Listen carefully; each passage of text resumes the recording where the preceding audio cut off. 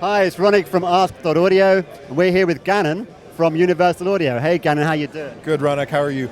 And so far so good. Actually, this is our first stop, so we've come straight to the UA booth to find out what's new. Now, I believe you've got three things to talk about, really, which are debuting at NAMM in North America. So, should we start with the hardware first? Sure. Let's talk about Apollo NextGen. So, NAMM 2016 is the American debut of NextGen Apollos, which have become the hands-down choice of new school professionals. We're calling new school professionals guys like Diplo, Chris Cornell, the Black Keys, Weezer. All these guys have embraced and adopted Apollos in their daily workflows. They're using it day in and day out to make hit records for a number of reasons. Number one, the sound quality, of course. You know, we have best-in-class specifications, but more than that, we have sound. You know, that Universal Audio is known for world-class analog equipment, of course, and that carries over into our digital products. So those guys love the sound. They love the scalability. You know, just the fact that you can start with an Apollo Twin, add a satellite to it. That's a great road kit. Or scale it all the way up to 32 preamps with 4 8Ps, and mix and match up to 4 different Apollos in the same system. It gives you a tremendous amount of flexibility to grow your system.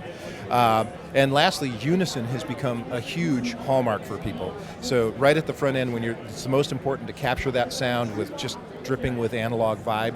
That's where Unison comes into play. So you can get Neve, API, Universal Audio on your microphone preamps right on the way in. You get Marshall amplifiers and a variety of stomp boxes for guitar players with impedance correct input and gain scaling that's correct. So that's our story with next generation Apollos. It's the sound, the scalability, and Unison.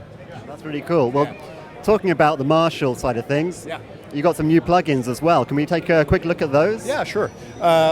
Coming up in version 8.5, which is shipping in Q1, 3 new plugins. We have the Marshall JMP 2203 from Softtube.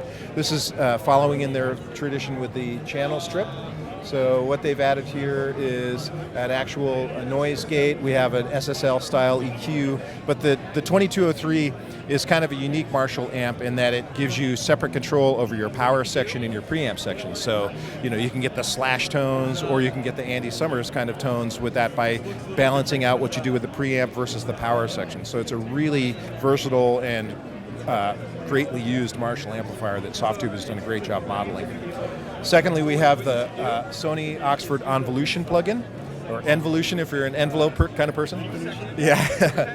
And I kind of consider this to be next generation transient design and envolution control, or envelope control, because it's frequency dependent triggers. So you can figure out which frequencies are the most needed to be treated, but you also have control over the envelope following that. So it's not just design, working on the actual transient of the information, it's following it. So for a piano, for example, if you needed to bring out the attacks of a piano and preserve what follows that or enhance what follows that, you can actually do that. Or you can do the inverse. If you want to hide the attacks and then boost the output or the decays, you can do that as well. So very versatile transient and envelope design. And lastly, we have the Brainworks BX Digital version 3. So they've extended the frequency response and added some user tools to it. So this is a great mastering EQ, so it gives you mono stereo control. You can work on the stereo components and the mono components of your mix independently. So it's really cool. Yeah. Yeah. In fact, we've reviewed the Sonox Sony Envolution. I always struggle saying that. I want to say evolution. Yeah. Envolution. Envolution. There's a reason for it. That did very, very well in our review recently, so I'd recommend checking it out. And obviously the Marshall, the Softtube stuff, it sounds really great. Yeah. We also have, let's go back to hardware for just a moment, okay? This is really exciting for us. We're introducing at this show Apollo Twin USB for Windows.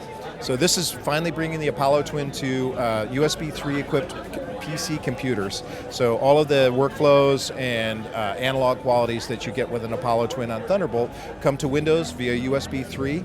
It gives you the same workflow, Console 2.0, and this is also going to ship in Q1 2016. So we're really, really excited about that as well. Excellent. And so just as a reminder, I mean, that's great because, of course, now you're making it accessible to not just the Mac users, but the rest of the world, basically. That's right.